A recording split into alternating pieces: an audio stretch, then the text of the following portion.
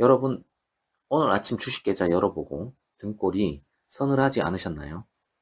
지수는 멀쩡한데 내가 가진 월배당 ETF만 딱 분배금만큼 뚝 떨어져서 시작하는 그 기괴한 현상 말입니다. 아니, 어제 샀는데 왜 바로 마이너스야? 혹은 배당금 받으려고 샀는데 왜 통장에는 소식이 없지? 이런 분들 오늘 영상 정말 잘 오셨습니다. 여러분이 겪은 건 시장의 폭락이 아닙니다. 바로 분배락이라는 아주 정교한 금융 시스템의 장난에 당하신 거예요. 비유를 해볼까요? 여러분이 뷔페 식당에 갔습니다. 입장료 5만 원을 내고 들어갔는데 들어가자마자 식당 주인이 오늘 배당 이벤트입니다 라며 만 원을 현금으로 돌려줍니다. 기분 좋으시죠? 그런데 알고 보니 오늘부터 음식 가짓수가 딱 만 원어치가 줄어들었습니다. 결국 여러분은 내 돈 5만 원 중 만 원을 미리 돌려받고 4만 원어치 음식만 먹게 된 꼴이죠. 이게 바로 배당락과 분배락의 본질입니다. 문제는 많은 분이 이 만 원을 공짜 보너스라고 생각한다는 겁니다. 심지어 이 만 원을 받으려면 언제까지 식당에 입장해야 하는지도 몰라서 돈은 못 받고 음식 가짓수만 줄어든 상태에서 입장료만 비싸게 내는 분들이 태반입니다. 오늘 저와 함께 이 복잡한 입장 타이밍의 기술을 완벽하게 마스터해 보겠습니다. 오늘 내용 모르면 여러분이 투자금은 매달 제살 깎아먹기 식으로 서서히 녹아내릴 겁니다. 먼저 용어부터 정리하고 가시죠.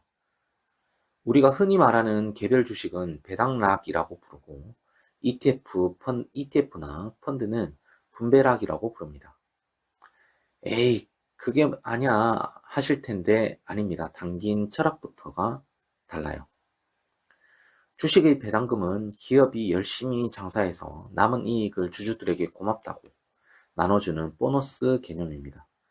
삼성이 반도체 팔아 돈 벌어서 주니까 주가가 좀 떨어져도 회사가 돈을 계속 벌면 금방 회복하죠. 하지만 ETF의 분배금은 좀 다릅니다. ETF는 하나의 바구니예요. 그 바구니 안에 삼성전자도 있고 현대차도 있고 채권도 들어있죠.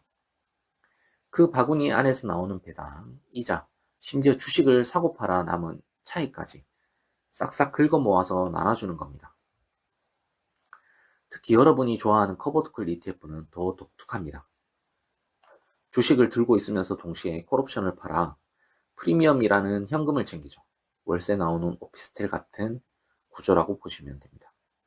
그런데 여기서 아주 중요한 차이가 발생합니다. 주식 배당락은 1년에 한두 번, 많아야 4번 오지만 월배당 ETF의 분배락은 매달 찾아옵니다.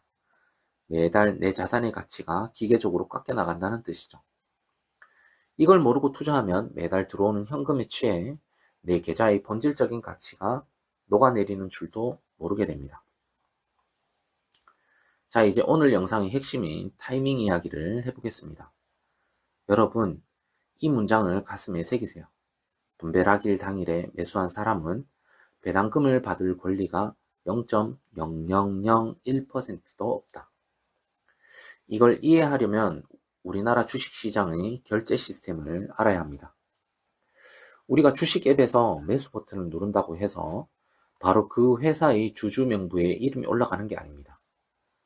나 이 주식 살게요 라고 약속만 한 상태고 실제 돈과 주식이 오가는 건 이 영업일 뒤인 플러스 이틀 시점입니다. 예를 들어 볼까요? 이번 달 분배금을 주는 기준일이 28일이라고 가정해 봅시다. 그럼 운용사는 28일 밤 12시에 주주 명부를 딱 닫습니다. 이때 명단에 이름이 있어야 돈을 줍니다. 그런데 내가 28일에 샀다. 그럼 내 이름은 30일 이에나 명부에 올라갑니다. 탈락이죠. 그럼 하루 전인 27일은요. 역시 29일에 올라가니 탈락입니다. 결국 26일, 즉 분배락일 전날까지는 매수를 완료해야 28일에 내 이름이 명부에 딱 찍히는 겁니다.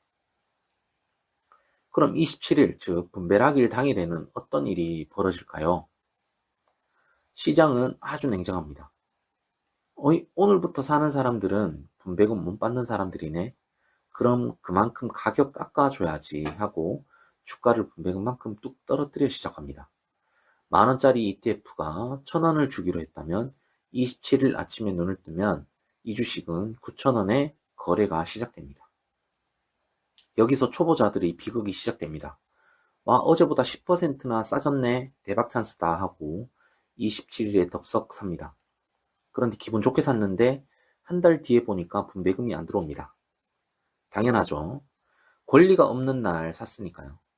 결국 이 투자자는 주가 하락분만 온몸으로 맞고 정작 챙겨야 할 현금은 구경도 못하는 최악의 타이밍에 들어간 꼴이 됩니다. 조금 더 구체적으로 들어가 보죠. 여러분이 100만 원을 들고 월배당 커버드콜 ETF를 매수했다고 칩시다.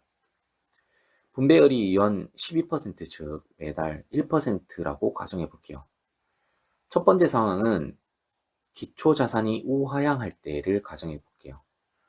분배락일 전날 내 계좌는 100만 원입니다. 분배락일이 되면 주가는 1% 떨어져서 99만 원이 됩니다. 하지만 내 통장엔 1만 원이 입금되죠. 총 자산은 100만 원 그대로입니다. 그런데 며칠 뒤 기초자산인 나스닥이나 S&P 500이 오르면서 주가가 다시 100만 원으로 회복합니다.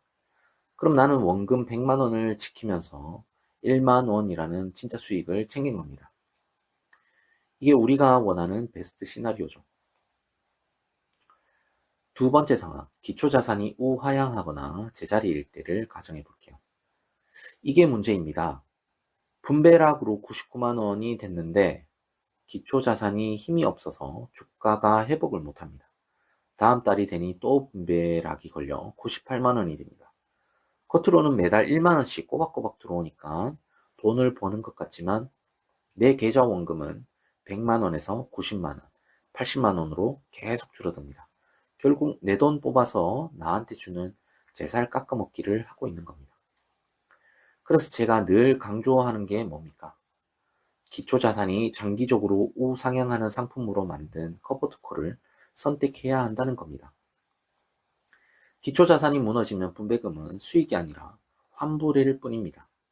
내가 내 돈 100만 원을 맡기고 매달 1만 원씩 돌려받다가 1년 뒤에 88만 원 찾는 게 무슨 의미가 있겠습니까? 차라리 그냥 은행에 넣어두는 게 낫죠. 오늘 내용을 정리해 보겠습니다. 첫째, 분배금을 받고 싶다면 분배락일 전날까지는 무조건 매수해야 한다. 둘째는 분배락일 당일에 주가가 떨어지는 건 손실이 아니라 현금화 과정이다. 셋째, 하지만 그 떨어진 주가가 회복되지 않고 계속 우하향한다면 그건 최악의 상품이다. 여러분, 주식 투자는 마법이 아닙니다. 세상에 공짜 점심은 없어요.